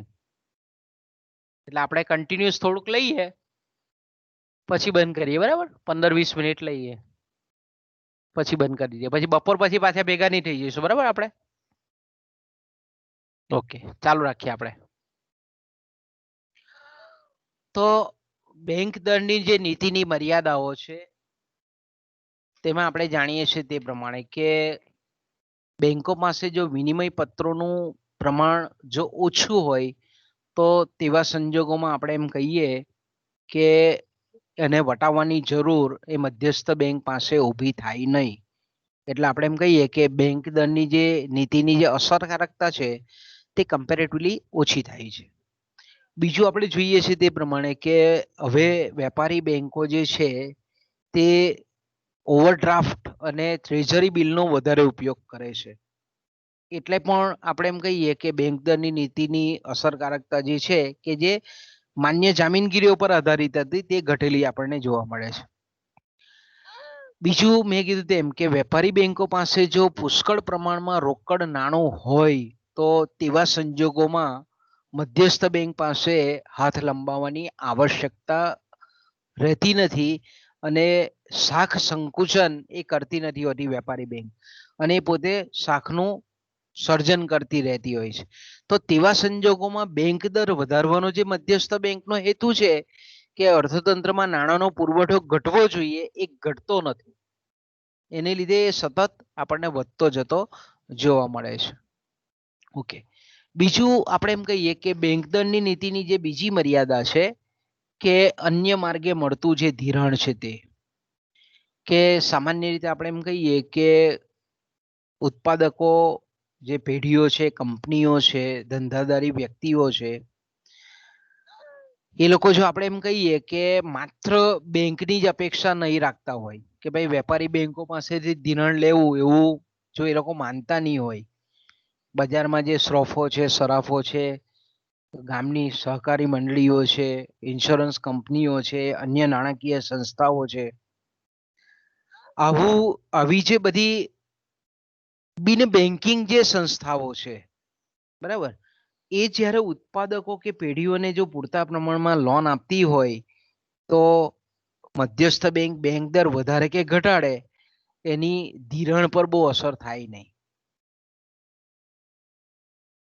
કારણ કે અન્ય સ્ત્રોતોમાંથી મળી રહે છે ને આ લોકોને ઉત્પાદકોને લોન. કારણ કે બેંક દર જો બેંક દરમાં ફેરફાર કરે તો ખાલી બેંકના જે વ્યાજના દર છે એના પર ફેરફાર થાય, પણ અન્ય જે બીજા સ્ત્રોતો દ્વારા જે લોકો ધિરાણ મેળવતા હોય એના દરને બેંક દર સાથે કોઈ લેવા દેવા હોતી નથી. તો આ પણ એક એની મર્યાદા છે. બીજું આપણે જાણીએ છીએ તે પ્રમાણે કે સામાન્ય રીતે શ્રેયસ, બરાબર, મૂડી બજારમાં જે અસમતુલા પ્રવર્તે છે તે, કે શ્રેયસ એવું કહે છે કે મૂડી બજારમાં સામાન્ય રીતે સરકાર જ્યારે પણ અર્થતંત્રમાં ફુગાવો પ્રવર્તતો હોય, ઉત્તર ભાવ સપાટીમાં વધારો થતો હોય અને તેવા સંજોગોમાં જો મધ્યસ્થ બેંક એ બેંક દર વધારે તો એની વિપરીત અસર મૂડી બજાર પર થતી જોવા મળે છે. કારણ કે બેંક દર જો ખૂબ ઊંચો કરી નાખે તો જે જથ્થાબંધ વેપારીઓ છે, છૂટક વેપારીઓ છે અને જે ઉત્પાદકો છે એની ઊંચા વ્યાજ ખર્ચને લીધે ઉત્પાદનની જે પ્રવૃત્તિ છે એમાં વિક્ષેપ ઊભો થાય અને એ વિક્ષેપને લીધે આપણે એમ કહીએ કે આર્થિક વિકાસના દર પર એની અસર થાય. એને લીધે આપણે એમ કહીએ કે ફુગાવાને અટકાવવા માટે બેંક દર એટલે કે વ્યાજ દર, બજાર દર એટલો બધો ઊંચો જો જાય તો તેવા સંજોગોમાં મૂડી રોકાણ કરનાર જે વ્યક્તિઓ છે તે વાસ્તવિક મૂડી રોકાણ કરે નહીં, અને મૂડી રોકાણ કરે નહીં એટલે ઉત્પાદન આપણે એમ કહીએ કે ઘટે, ઉત્પાદન ઘટે, બેરોજગારી ઘટે, આવકનું પ્રમાણ ઘટે. તો આ રીતે આપણે એમ કહીએ કે નાણાં બજાર, મૂડી બજાર, જાહેર અર્થ વિધાન એટલે કે સરકારની જે કરવેરાની આવક છે એમાં પણ ઘટાડો થાય. તો આ બધા જ જે પરિબળો છે એમાં અતિશય બેંક દરમાં વધારો કરવામાં આવે તો આ બધા જ બજારો આપણે એમ કહીએ કે અસ્તવ્યસ્ત થઈ જાય, એ એની બહુ વિપરીત અસર એના પર આપણને પડતી જોવા મળે છે. બીજું આપણે જાણીએ છીએ તે પ્રમાણે કે મધ્યસ્થ બેંક જ્યારે બેંક દરમાં ફેરફાર કરતી હોય ત્યારે ખાસ કરીને જો અર્થતંત્રમાં મંદીની પરિસ્થિતિ હોય તો મંદીની પરિસ્થિતિમાં આપણે જાણીએ છીએ તે પ્રમાણે કે અર્થતંત્રમાં સતત આપણે એમ કહીએ કે બધી જ બાજુમાં નિરાશા જ હોય, કારણ કે મંદી હોય એટલે માંગનો અભાવ હોય. મંદીનો મતલબ જ એવું થાય છે કે અસરકારક માંગનો અભાવ હોય એટલે મંદી. તો એવા સંજોગોમાં આપણે એમ કહીએ કે સમગ્ર ચારે તરફ નિરાશા જ નિરાશા હોય, નફો કોઈ પણ થવાનો પ્રાપ્ત થવાના કોઈ ચિહ્ન જ દેખાતા નહીં હોય, તો તેવા સંજોગોમાં જો આપણે એમ કહીએ કે મધ્યસ્થ બેંક દર ઘટાડે, પણ અર્થતંત્રમાં જો વસ્તુ કે સેવાની માંગ જ નહીં થતી હોય તો ઉત્પાદકો ગમે તેટલો બેંક દર ઘટાડે, ગમે તેટલો વ્યાજનો દર બેંકો પણ ઘટાડે, તો લોકો તૈયાર થાય નહીં ધિરાણ લેવા માટે. કારણ કે બજારમાં માંગ જ નથી, એ લોકો ઉત્પાદન કરીને મૂકે તો પણ વસ્તુ વેચાવાની નથી. તો તેવા સંજોગોમાં મંદી દરમિયાન મધ્યસ્થ બેંક ગમે તેટલો બેંક દર ઘટાડે, વેપારી બેંક ગમે તેટલો ધિરાણનો દર ઘટાડે, વ્યાજનો દર ઘટાડે, પણ અર્થતંત્રમાં મૂડીની સીમાંત કાર્યક્ષમતા જ જો ઘટેલી હોય તો તેવા સંજોગોમાં આપણે એમ કહીએ કે લોકો, ઉત્પાદકો, વેપારીઓ એ લોકો ધિરાણ લેવા તૈયાર નહીં થાય, તો તેના સંજોગોમાં આપણે એમ કહીએ કે બેંક દર ઘટાડવાની જે અસર આવક, ઉત્પાદન, રોજગારી અને કિંમતો પર થવી જોઈએ તે થતી નથી. ખૂબ સરસ મજાનું ઉદાહરણ આપેલું છે કે ભાઈ ઘોડો તરસ્યો હોય, બરાબર તરસ લાગેલી હોય, તો આપણે એમ કહીએ કે એને તળાવ પાસે લઈ જઈએ તો બરાબર પાણી પીએ. પણ જો બિન તરસ્યો હોય, એકદમ બરાબર એને તૃષ્ટિ થઈ ગયેલી હોય પાણી પીને, તો પછી આપણે એને તળાવ પાસે લઈ જઈએ તો પાણીને ઊંઘે પણ નહીં. એવું છે કે ભાઈ મંદી દરમિયાન એવું જ છે કે બેંક દર ગમે તેટલો ઘટાડો કરે પણ એ સફળ થાય નહીં. બીજી જે આપણે એમ કહીએ કે સાતમી જે બેંક દરની જે નીતિની મર્યાદા છે એ છે કુલ ઉત્પાદન ખર્ચમાં પ્રમાણ. કે સામાન્ય રીતે આપણે એમ કહીએ કે વેપારી કે ઉત્પાદકો માટે કુલ ઉત્પાદન ખર્ચમાં વ્યાજનું પ્રમાણ કેટલું છે એ મહત્વની બાબત છે. જો કુલ ઉત્પાદન ખર્ચમાં જો વ્યાજનું પ્રમાણ ખૂબ ઓછું હોય તો બેંક દરમાં ફેરફાર થાય તો એની બહુ અસર ઉત્પાદન પર થાય નહીં. પણ જો આપણે એમ કહીએ કે કુલ ઉત્પાદનમાં વ્યાજ ખર્ચનું પ્રમાણ, આપણે હોટરેની બાબતમાં ચર્ચા કરી ગયા છે આગળ, સેમ વસ્તુ અહીંયા પાછી રિપીટ થાય છે કે જો કુલ ઉત્પાદન ખર્ચમાં વ્યાજ ખર્ચ જો નજીવો હોય તો બેંક દર ગમે તેટલો ઘટાડે કે વધારે એનાથી બહુ ફેરફાર થાય નહીં ઉત્પાદનની પ્રવૃત્તિ પર. પણ આપણે જાણીએ છીએ તે પ્રમાણે કે કુલ ઉત્પાદન ખર્ચમાં જો વ્યાજ ખર્ચ વધારે હોય તો સ્વાભાવિક છે કે જ્યારે અર્થતંત્રમાં તેજી પ્રવર્તતી હોય અને બેંક દરમાં જ્યારે મધ્યસ્થ બેંક વધારો કરે તો તેવા સંજોગોમાં આપણે એમ કહીએ કે વ્યાજ ખર્ચ ઊંચો આવે તો કેટલાક સંજોગોમાં ઉત્પાદકો છે તે વેપારી બેંકો પાસેથી ધિરાણ લેવાનું ટાળે. પણ મેં કીધું તેમ કે કુલ ઉત્પાદન ખર્ચમાં જો વ્યાજ ખર્ચનું પ્રમાણ ખૂબ નજીવું હોય તો તેજીના સમય દરમિયાન મધ્યસ્થ બેંક દરમાં વધારો કરે છતાં પણ વેપારીઓ, ઉત્પાદકો એ વધારે ધિરાણ લેવા તૈયાર થાય. એટલે આપણે એમ કહી શકીએ કે બેંક દર વધારાની જે નીતિ છે કે જેથી કરીને અર્થતંત્રમાં તેજીની પરિસ્થિતિને રોક લાગી શકાય એ કામયાબ નીવડતી નથી. એનાથી ઉલટું પણ વિચારી શકીએ કે જ્યારે મંદી હોય અને ભાવ સપાટી ઘટતી હોય, નફાની શક્યતાઓ ઘટતી હોય, તો તેવા સંજોગોમાં આપણે એમ કહીએ કે બેંક દર ઘટે તો પણ વેપારીઓ અને ઉત્પાદકો છે તે લોન લેવાનું માંડી વાળે, લોનનું પ્રમાણ ઘટાડે. એટલે મધ્યસ્થ બેંક દર વધારે છે ત્યારે શાક વિસ્તરણ થાય છે અને મધ્યસ્થ બેંક દર ઘટાડે તો શાખનું સંકોચન થતું નથી. આ પ્રકારની પરિસ્થિતિ જો કુલ ઉત્પાદન ખર્ચમાં વ્યાજ ખર્ચનું પ્રમાણ ઓછું હોય તો. બીજું પરિબળ છે કે વ્યાજનો દર. મધ્યસ્થ બેંક છે તે સામાન્ય રીતે આપણે એમ કહીએ કે શાખ વિસ્તરણ નીતિના ભાગરૂપે આપણે એમ કહીએ કે જ્યારે બેંક દરમાં ઘટાડો કરે ત્યારે એક તો વેપારી બેંકો જે છે એ બેંકોનો વહીવટીય ખર્ચ જ એટલો ઊંચો હોય કે બેંક દર ઘટાડવા છતાં બી અમુક ટકાથી નીચે વ્યાજ દર ઘટાડી નહીં શકે. કારણ કે બેંકનો વહીવટીય ખર્ચ હોય, બેંકમાં સ્ટાફ કામ કરતો હોય, બેંકના સ્ટેશનરી ખર્ચ થતો હોય, બેંકનો બીજો આપણે એમ કહીએ કે બેંકનું મકાનનું ભાડું બધો ખર્ચ બેંકને લાગુ પડતો હોય, તો તેવા સંજોગોમાં મધ્યસ્થ બેંક દર ઘટાડે છતાં પણ અમુક ટકાથી નીચે વ્યાજનો દર બેંકો લઈ જઈ શકતી નથી, કારણ કે બેંકોને અમુક વહીવટીય ખર્ચ લાગુ પડતો હોય છે એટલા માટે. તો બેંક દરની અસર આપણે એમ કહીએ કે થવી જોઈએ તેટલી થતી નથી. બીજું આપણે એમ કહીએ કે વેપારી બેંકો એ નફો કરવાના હેતુથી સ્થપાયેલી સંસ્થાઓ છે, એટલે નફોનું પ્રમાણ જળવાઈ રહે એટલા માટે બેંક દર ઘટાડવા છતાં પણ એ વ્યાજનો દર અમુક લેવલથી ઘટાડતા નથી. તો આ પણ એક બેંક દરની નીતિની મર્યાદા છે.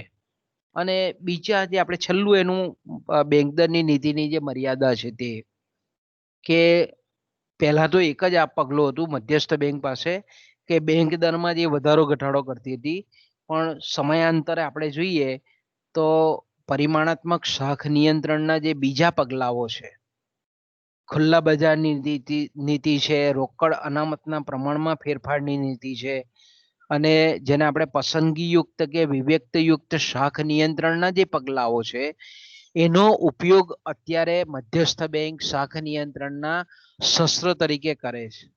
એટલે આપણે એમ કહી શકીએ કે બીજા વૈકલ્પિક ઉપાયો મધ્યસ્થ બેંક પાસે છે, એટલા માટે બેંક દરનું મહત્વ અત્યારના સંજોગોમાં જોઈએ તો સાપેક્ષ રીતે ઘટેલું જોવા મળે. પહેલા હતું બહુ મહત્વ હતું કે ભાઈ અર્થતંત્રમાં જો નાણાંના પુરવઠાનું વધારો કે ઘટાડો કરવો હોય તો બેંક દર એ રામબાણ ઈલાજ હતો. આજે આપણે એમ કહીએ કે મધ્યસ્થ બેંક પાસે ઘણા એવા પગલાઓ છે કે જેનો ઉપયોગ કરી અને અર્થતંત્રમાં ઉદ્દેશ પ્રમાણે મધ્યસ્થ બેંકના હેતુ પ્રમાણે એ શાખનું નિયમન કરી શકે છે.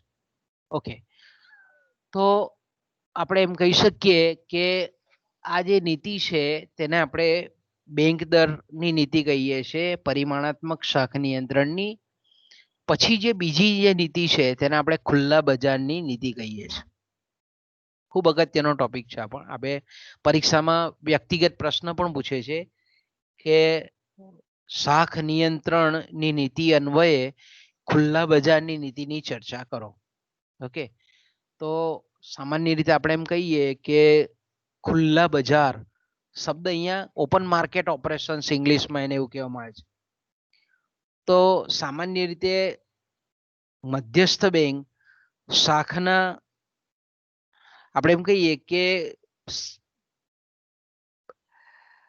નાણાંના પુરવઠાનો વિસ્તાર કરવાનો હોય કે નાણાંના પુરવઠાનું સંકુચન કરવાનું હોય, ઓકે, અથવા તો બીજી રીતે આપણે એમ કહીએ કે સામાન્ય રીતે જે શાખનું વિસ્તરણ કરવાનું હોય, બરાબર, એટલે કે ધિરાણનું વિસ્તરણ કરવાનું હોય, અથવા તો આપણે એમ કહીએ કે શાખનું સંકુચન કરવાનું હોય, ત્યારે મધ્યસ્થ બેંક છે તે જામીનગીરીઓ અને જે બિલો છે, વિનિમય પત્રો છે, માન્ય જામીનગીરીઓ છે, એનું પ્રત્યક્ષ અને ઈરાદાપૂર્વકનું ખરીદ વેચાણ કરે છે. તો તેને આપણે ખુલ્લા બજારની નીતિ કહેવામાં આવે છે. ખુલ્લા બજારની નીતિ એટલે હું તો કે ખુલ્લા બજારની નીતિ એટલે આપણે જાણીએ છીએ તે પ્રમાણે કે મધ્યસ્થ બેંક ખુલ્લા બજારમાં જામીનગીરીઓની ખરીદી કે વેચાણ કરીને સમગ્ર નાણાં બજારનું નિયમન કરે છે, સંચાલન કરે છે. કારણ કે ખુલ્લા બજારમાં જ્યારે મધ્યસ્થ બેંક જામીનગીરીઓનું વેચાણ કરે છે ત્યારે શાખનું સંકોચન થાય છે, અને એને ખરીદનારીઓ વેપારી બેંકો હોય છે. એટલે વેપારી બેંકો રોકડ એ મધ્યસ્થ બેંકમાં આપે છે અને એના બદલામાં મધ્યસ્થ બેંકની જે જામીનગીરીઓ છે તે વેપારી બેંકો ખરીદે છે. એટલે જ્યારે મધ્યસ્થ બેંક આપણે એમ કહીએ કે ખુલ્લા બજારમાં પોતાની પાસેની જે જામીનગીરીઓ છે, માન્ય જામીનગીરીઓ છે, એનું વેચાણ કરે છે, ત્યારે બેંકોની રોકડ થાપણો બેંકો પાસે, વેપારી બેંકો પાસેની જે રોકડો છે તે મધ્યસ્થ બેંક પાસે જાય, અને મધ્યસ્થ બેંક પાસે જાય એટલે આપણે જાણીએ છીએ તે પ્રમાણે કે શાખ સર્જનનો, વેપારી બેંકો જે ધિરાણ સર્જે છે, લોન સર્જે છે, એનો પાયો એ રોકડ અનામતો છે, રોકડો છે. તો આપણે એમ કહીએ કે જ્યારે રોકડ અનામતો ઓછી કરે છે તો તેવા સંજોગોમાં આપણે એમ કહીએ કે મધ્યસ્થ બેંક એ શાખનું સંકુચન કરે છે.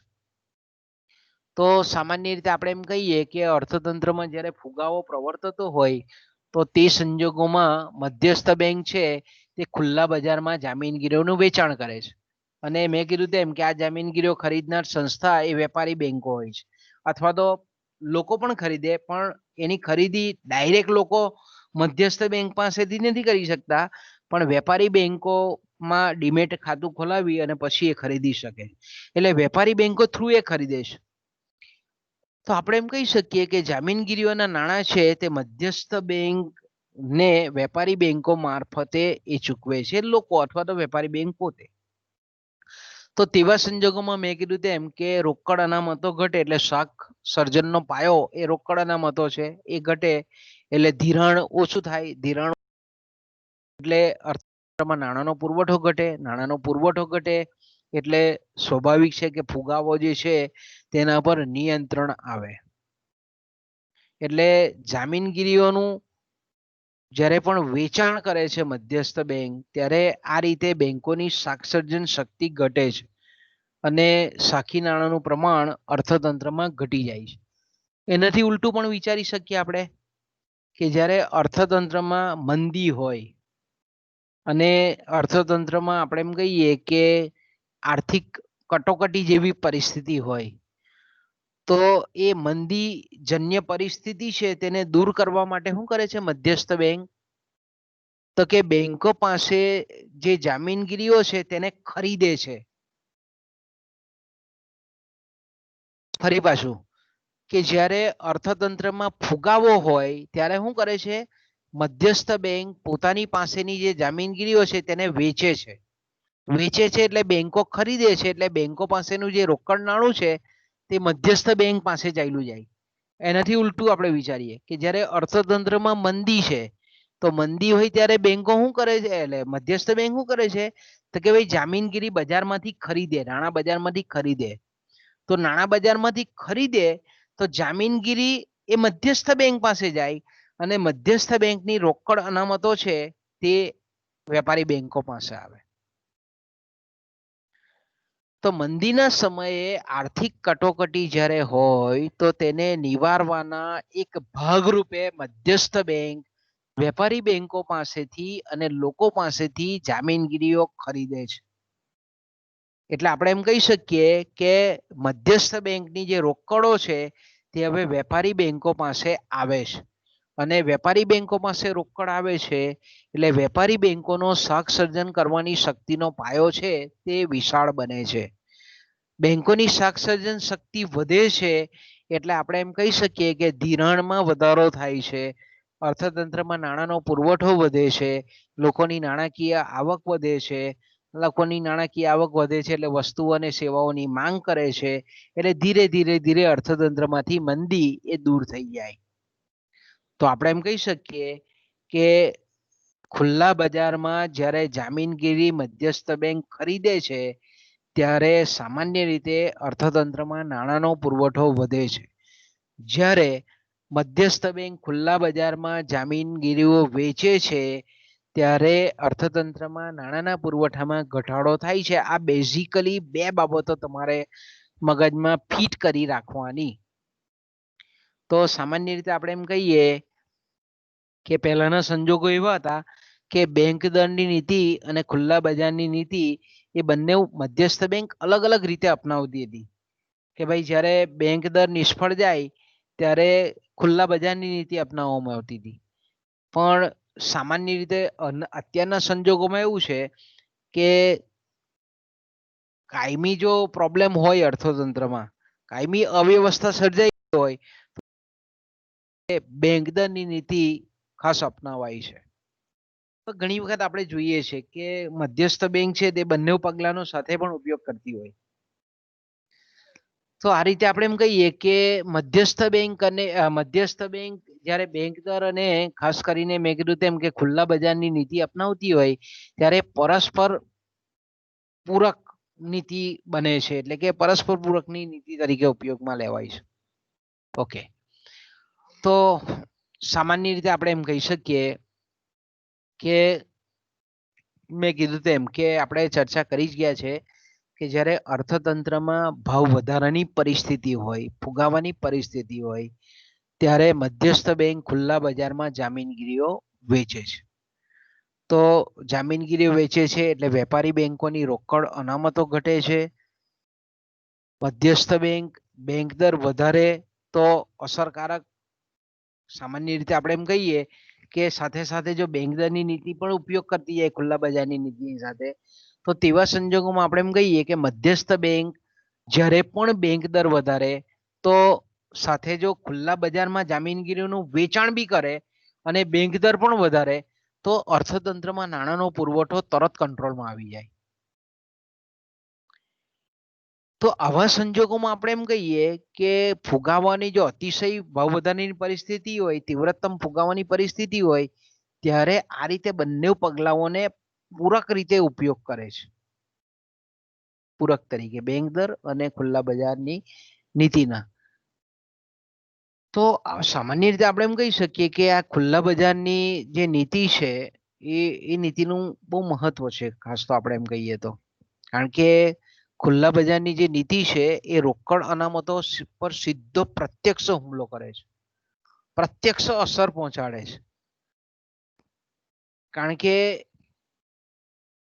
ખુલ્લા બજારની નીતિ અન્વયે જે જામીનગીરીઓનું ખરીદી વેચ તે કેવું છે, એક સક્રિય સાધન છે. બેંક દરની નીતિ આપણે એમ કહીએ કે નિષ્ક્રિય સાધન છે, જ્યારે ખુલ્લા બજારમાં જે જામીનગીરીઓનું જે આપણે એમ કહીએ કે ખરીદી વેચાણ છે મધ્યસ્થ બેંક દ્વારા કરાતું, એ એકદમ સક્રિય સાધન છે. કારણ કે મેં કીધું તેમ કે ઘણી વખત મધ્યસ્થ બેંક દર વધારતી હોય છતાં પણ બેંકો જે છે તે લોન પરનો જે વ્યાજનો દર છે તે નહીં પણ વધારતી હોય, કારણ કે બેંક પાસે પૂરતી જો ભંડોળ હોય તો. એટલે આપણે એમ કહી શકીએ કે બેંક દરની નીતિની અસર તાત્કાલિક નથી થતી, પણ ખુલ્લા બજારની નીતિની અસર એ શાખ નિયંત્રણ પર તરત જ થાય. કારણ કે આપણે એમ કહીએ કે ખુલ્લા બજારની નીતિ અન્વયે લોકો પાસેનું જે નાણું છે, વેપારી બેંકો પાસેનું નાણું છે, તે એક જ ઝટકે જ મધ્યસ્થ બેંક પાસે ચાલ્યું જાય છે. એટલે મધ્યસ્થ બેંક જેવી જામીનગીરીઓ વેચે એટલે બેંકોની રોકડ અનામતો તાત્કાલિક જ એ મધ્યસ્થ બેંક પાસે ચાલી જાય. એટલે આપણે એમ કહી શકીએ કે શાક સર્જનની પ્રવૃત્તિ પર તરત રોક લાગી જાય. બીજું આપણે એમ કહીએ કે સરકારી જે જામીનગીરીઓ છે એના ભાવોમાં સ્થિરતા લાવવા માટે પણ ખુલ્લા બજારની જે જામીનગીરીની નીતિ છે મધ્યસ્થ બેંકની, તે કારગર નીવડે છે, ઉપયોગી નીવડે છે. કારણ કે આપણે જાણીએ છીએ તે પ્રમાણે કે સામાન્ય રીતે જ્યારે સરકારી જામીનગીરીઓના ભાવ ઘટવા માંડતા હોય, એકદમ આપણે જાણીએ છીએ કે જે નાણાં બજાર છે, નાણાં બજારમાં માન્ય કરેલી જે સરકારની જામીનગીરીઓ છે, ટ્રેઝરી બિલો છે, સરકારના બોન્ડ છે, એના ભાવો પણ દરરોજ બદલાતા જતા હોય, એ સ્ટેડી નથી રહેતા. જ્યારે આપણે એમ કહીએ કે નાણાં બજારમાં સરકારી જામીનગીરીઓના ભાવ ઘટવા લાગે છે, ત્યારે મધ્યસ્થ બેંક શું કરે છે, આ જામીનગીરીઓને ખરીદી લે. એટલે ભાવ જે ઘટતા જતા હોય સરકારી જામીનગીરીઓના, એ ઘટતા અટકી જાય. એનાથી ઉલટું પણ કરી શકાય કે ભાઈ સરકારી જામીનગીરીઓના ભાવ જ્યારે વધતા જતા હોય તો તેવા સંજોગોમાં શું થાય છે, મધ્યસ્થ બેંક એ નાણાં બજારમાં સરકારી જામીનગીરીઓનો જે એની પાસેનો જથ્થો છે તે વેચાય, એટલે વધતા જતાને પણ અટકાવી શકે છે. એટલે મધ્યસ્થ બેંક જ્યારે સરકારી જામીનગીરીઓના ભાવ ઘટતા હોય કે વધતા હોય તેને અટકાવી અને સ્ટેબલ રાખવાનું, સ્થિર રાખવાનું કામ એ કરે છે. ખુલ્લા બજારની નીતિ મધ્યસ્થ બેંકની પરિમાણાત્મક શાખ નિયંત્રણની જે ખુલ્લા બજારની નીતિ છે તેનું આ પણ મહત્વ છે. ત્રીજું મહત્વ છે, અર્થતંત્રમાં ચીજ વસ્તુઓ અને સેવાઓના ભાવો છે, વેતન છે, વેતનના દરો છે, આંતરરાષ્ટ્રીય વેપારના સંદર્ભમાં ઉપસ્થિત થતી જે લેણદેણની તુલા છે, એમાં પણ આ નીતિ ઉપયોગી નીવડે છે. કે દાખલા તરીકે આપણે એમ કહીએ કે અર્થતંત્રમાં જ્યારે ભાવ સપાટીમાં ઉત્તરોત્તર વધારો ઘટાડો થતો હોય તો તેવા સંજોગોમાં આપણે કહીએ કે કાં ફુગાવો આવે કાં મંદીની પરિસ્થિતિનું નિર્માણ થાય. તો ખુલ્લા બજારની જામીનગીરી ખુલ્લા બજારની જે નીતિ છે મધ્યસ્થ બેંકની, કે જેમાં જામીનગીરીઓની લેવેચ દ્વારા આપણે એમ કહી શકીએ કે મધ્યસ્થ બેંક દેશની જે આંતરિક ભાવ સપાટી છે તેને સ્થિર રાખે છે. અને જ્યારે આંતરિક ભાવ સપાટી સ્થિર રાખે ત્યારે અને ઘટે પ્રમાણ પણ વધે છે.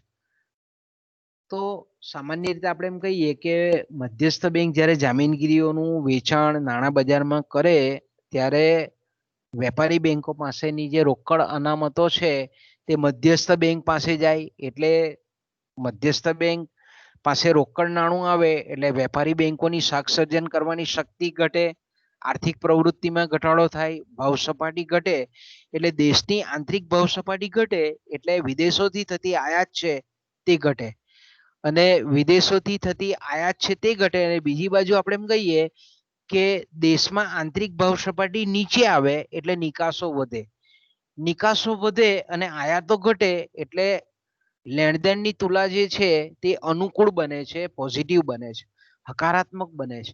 એટલે જો આપણે એમ કહીએ કે વિદેશી હુંડિયામણ ભારતમાં અથવા તો આપણા દેશમાં આવે, એનાથી ઉલટું પણ વિચારી શકાય કે જ્યારે ખુલ્લા બજારમાં જામીનગીરીઓ ખરીદે તો આનેથી ઉલટું થાય કે લેણદેણની તુલા પ્રતિકૂળ બને, નિકાસો ઘટે, આયાતો વધે. તો આનાથી ઉલટી પરિસ્થિતિ પણ ઊભી થાય. એટલે ટૂંકમાં આપણે એમ કહીએ કે મધ્યસ્થ બેંક જ્યારે ખુલ્લા બજારની નીતિ અપનાવતી હોય ત્યારે દેશની જે સામાન્ય ભાવ સપાટી છે તે અને જે ઉત્પાદનના સાધન તરીકે શ્રમને ચૂકવાતા વેતનો છે તે અને આંતરરાષ્ટ્રીય વેપારનું જે લેણદેણની તુલાનું જે ખાતું છે તેના પર પણ ચોક્કસ અસર કરી શકે છે. એ જ રીતે આપણે એમ કહીએ કે અર્થતંત્રમાં જે મોસમી ફેરફારો છે તેને અનુકૂળ થવા માટે પણ ખુલ્લા બજારની નીતિ ઉપયોગી નીવડે છે. કારણ કે આપણે જોઈએ છે કે સામાન્ય રીતે વેપારી બેંકો છે તે જ્યારે ક્રાઇસિસમાં હોય, કટોકટીમાં હોય, નાણાકીય કટોકટીમાં હોય ત્યારે આપણે જાણીએ છીએ તે પ્રમાણે કે ઋતુગત ફેરફારોને પરિણામે અર્થતંત્રમાં નાણાંની જરૂરિયાતમાં વધારો ઘટાડો થતો જોવા મળે છે. ઘણી વખત આપણે જાણીએ છીએ તે પ્રમાણે કે તહેવારોની સિઝન ચાલે, આપણે અહીંયા શ્રાવણ મહિનો છે કે પછી દિવાળી આવવાની હોય કે ડિસેમ્બર મહિનો હોય ત્યારે અર્થતંત્રમાં નાણાંની જરૂરિયાત વધતી હોય. ઓકે, તો એ બીજી બાજુ આપણે એમ કહીએ કે નાણાંની લોકોની જરૂરિયાત વધતી હોય, લોકોની નાણાંની માંગ વધતી હોય અને બીજી બાજુ આપણે એમ કહીએ કે વેપારી બેંકો જો નાણાકીય કટોકટીમાં હોય ત્યારે મધ્યસ્થ બેંક જામીનગીરીઓ ખરીદે. જામીનગીરીઓ ખરીદે એટલે મધ્યસ્થ બેંક પાસેનું રોકડ નાણું બેંકો પાસે આવે અને રોકડ અનામતો બેંકો પાસે વધે એટલે ધિરાણ એ લોકો વધારે કરે. આનાથી ઉલટું છે કે જ્યારે અર્થતંત્રમાં મંદીની મોસમ હોય, સ્લેક સિઝન હોય ત્યારે મધ્યસ્થ બેંક છે તે જામીનગીરીઓનું વેચાણ કરે અને રોકડ અનામતનું પ્રમાણ વધારે અને શાક સર્જનનો પાયો છે તે વિસ્તૃત કરે અને એ રીતે આપણે એમ કહીએ કે અર્થતંત્રમાં નાણાંના પરિમાણ પર એ અસર કરતું આપણને જોવા મળે છે. છેલ્લો મુદ્દો ચર્ચી લઈએ આપણે, સરકારની જાહેર ઋણ વ્યવસ્થા માટે. કે મધ્યસ્થ બેંકની જે ખુલ્લા બજારની નીતિ છે એ સરકારની જે જાહેર દેવાની વ્યવસ્થા છે એના માટે બી ખૂબ ઉપયોગી છે. કારણ કે આપણે જાણીએ છીએ તે પ્રમાણે કે આજની જે સરકારો છે તે કલ્યાણલક્ષી સરકારો છે. સરકાર સતત આપણે એમ કહીએ કે આર્થિક વિકાસ માટે ઘણું બધું આપણે એમ કહીએ કે ભંડોળ ફાળવતી હોય છે અલગ અલગ ક્ષેત્રોમાં. એ જ રીતે આપણે એમ કહીએ કે અત્યારે આપણે જોઈએ છે તે પ્રમાણે કે યુદ્ધકીય પરિસ્થિતિઓ, અશાંત પરિસ્થિતિઓને લીધે યુદ્ધ ખર્ચને પહોંચી વળવા માટે સંરક્ષણ ખર્ચમાં પણ વધારો થતો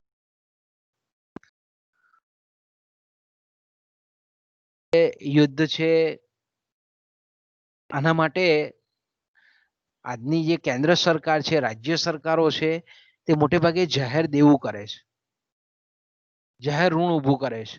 અને પછી સમયાંતરે એને ચૂકવે પણ છે આપણે કહીએ તો સરકારનું આ જે જાહેર દેવું લેવાનું કામ છે અને ચૂકવવાનું કામ છે એને મદદરૂપ થવા માટે પણ આપણે એમ કહીએ કે મધ્યસ્થ બેંક ખુલ્લા બજારની નીતિનો ઉપયોગ કરે છે અને સરકારને જ્યારે પણ આ નાણાંની આવશ્યકતા હોય ત્યારે થ્રુ મધ્યસ્થ બેંક, કારણ કે મધ્યસ્થ બેંકનું એક અગત્યનું કાર્ય આપણે જોઈ ગયા કે સરકારની બેન્કર તરીકેનું કાર્ય, કે સરકારને જ્યારે પણ નાણાકીય આવશ્યકતા ઊભી થાય ત્યારે મધ્યસ્થ બેંકના જે અધિકારીઓ છે તેની સાથે મિટિંગ ગોઠવાય કે ભાઈ આ રીતે અત્યારે આટલા ભંડોળની આર્થિક વિકાસ માટે આ પ્રોજેક્ટ માટે આટલા કરોડ રૂપિયાની આવશ્યકતા છે.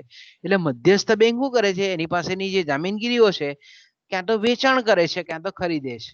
ગમે તે સરકારના જે હેતુ હોય તે પ્રમાણે મધ્યસ્થ બેંક આ રીતે ખુલ્લા બજારની નીતિ અન્વયે જામીનગીરીઓનું ખરીદી અને વેચાણ કરે છે.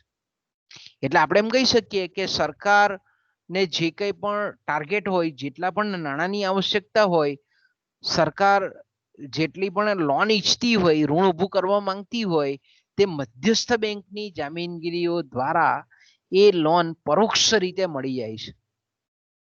અને સરકારનો ખર્ચ એટલે લોકોની આવક, અર્થતંત્રમાં જો આપણે એમ કહીએ કે નાણાંનું પરિમાણ વધારવું હોય તો આ રીતે જામીનગીરીઓની ખરીદી કરે મધ્યસ્થ બેંક સરકારના કહેવાને લીધે, અને એ રીતે અર્થતંત્રમાં નાણાંના પરિમાણમાં પણ વધારો કરી શકે. એટલે આપણે એમ કહી શકીએ કે ખુલ્લા બજારની જે નીતિ છે એની ઘણા બધા ઉદ્દેશો છે. તો બાળકો અહીંયાથી અટકીએ આપણે. હવે આપણે કાલે જોઈશું. અહીંયાથી આપણે વિરામ લઈએ. એટલે હવે છે ને બપોર પછીનો પીરિયડ આપણે પોસ્ટપોન રાખીએ, બરાબર? કાલે જઈશું. કારણ કે આપણે ને બીજું તમને જે એસાઇનમેન્ટ આવ્યા છે તે એસાઇનમેન્ટ મને ખૂબ ઝડપથી આપી દેજો લખીને, કારણ કે ઇન્ટરનલ માર્ક મૂકવાના છે એના પરથી. સર આના પર જ અપલોડ કરવાનું છે? હા 100%. ટીમ પર જ અપલોડ કરવાના. હા, વોટ્સએપ પર નહીં, કારણ કે આ છે ને આ નોંધ લેવાય તમારી ગાંધીનગર સુધીનું. હા સર. બરાબર ને? તો ક્યાં અહીંયાથી સુધી અટકીએ અપલોડ બાળકો. કરવાનું? બોલો, છે કઈ તકલીફ બીજી? કઈ તારીખ સુધી અપલોડ કરવાનું છે સર? આપજો ને હવે અઠવાડિયામાં આપજો, અઠવાડિયામાં. સારું સર. બોલો, બીજી કઈ તકલીફ હોય તો બોલો છોકરાઓ. આપણી બુક તો જે છે તે જ છે બંને પેપરોમાં, એટલે બુકનો ઇસ્યુ નથી એવો કંઈ. બહુ મોટો લાઇબ્રેરીમાં પણ આપણે બુક તો છે, એટલે વાંચવાની તૈયારી રાખજો. કારણ કે ઇન્ટરનલ તો કદાચ તમને એસાઇનમેન્ટ પર ને હાજરી પર જ આપવાના છે.